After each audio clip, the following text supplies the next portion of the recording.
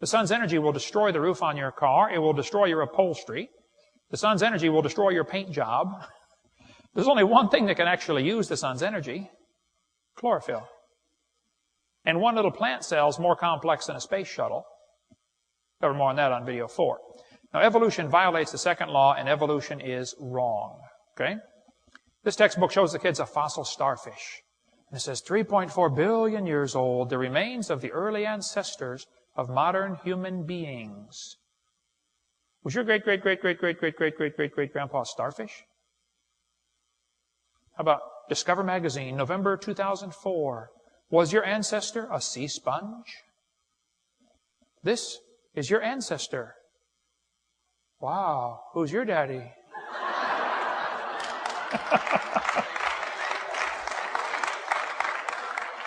Now, please don't laugh at this next picture, okay? This is going to be a picture of my brother when he first wakes up in the morning after his first cup of coffee, which apparently was a little too strong, okay?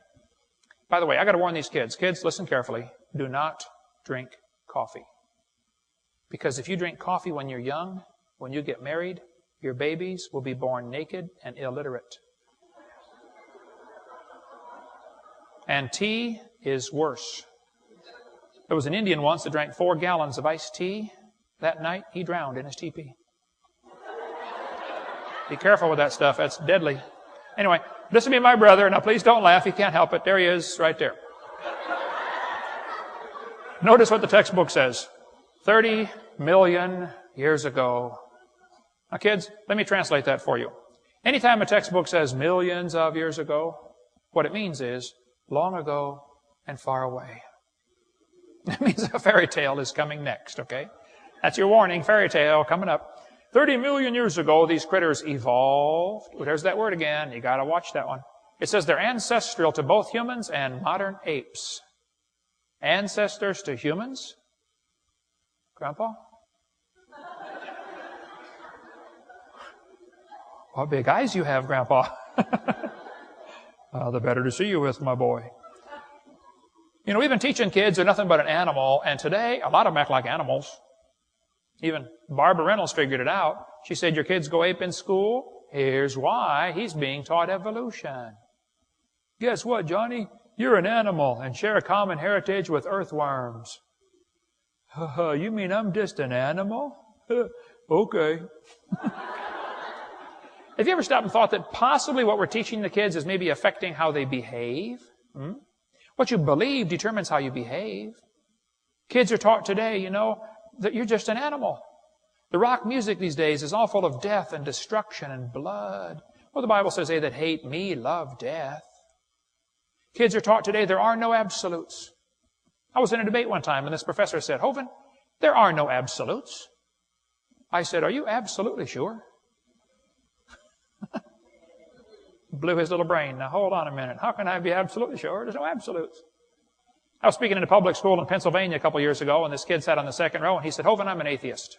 There's no God. I said, are you sure? He said, I'm sure. I said, well, let me ask you a question, son. I said, do you know everything?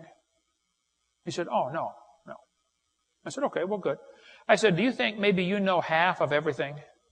He said, no. I said, okay, well, let's just pretend for a few minutes that you know half of everything. Would it be possible then for God to exist in the other half you don't know? Brand new thought rattled around in his brain for a while. Got lost, I'm sure. I said, by the way, son, if you're an atheist, let me ask you a simple question. How do you tell right from wrong? Ask an atheist that question sometime. How do you tell right from wrong? He said, that's easy. I decide what's right and wrong. He said, I'm the God of my own universe. I said, I'm glad to hear about that, son, because I am going to shoot you in 5 minutes. He said, you can't do that. I said, oh, yeah, I can. You see, I am the God of my own universe, and I decided it's fine for me to shoot you.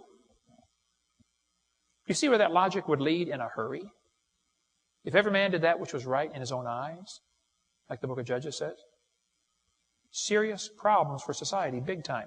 How do you tell right from wrong? Simple question to ask an evolutionist. They don't have a way to tell. I mean, maybe Osama bin Laden should decide right from wrong. Huh? Maybe Bill Clinton should decide right from wrong, if he has any idea where to find it. I mean, how do you tell right from wrong? Simple. It's real easy to tell right from wrong. Thus saith the Lord. Now see, that is absolute. And the Lord said, Ye shall not make any cuttings in your flesh for the dead, nor print any marks upon you. Some people either don't know what God says, or maybe they just don't care what God says. But God says, don't do that, okay? Now, if you did it in the past, okay, say, God, I'm sorry, that was dumb, and don't do it again, all right? A lot of teachers don't seem to understand. They just blindly follow the textbook and think they have to teach this evolution theory. No, you don't have to teach this evolution theory, okay? Teachers can teach creation in public schools if they want. We've got a videotape called the Public School Presentation, which deals with all the laws on that about teaching public schools, teaching creation in public schools. What happened was Arkansas and Louisiana passed laws to require that creation be taught. The court struck it down in both cases. They said you cannot require that creation be taught.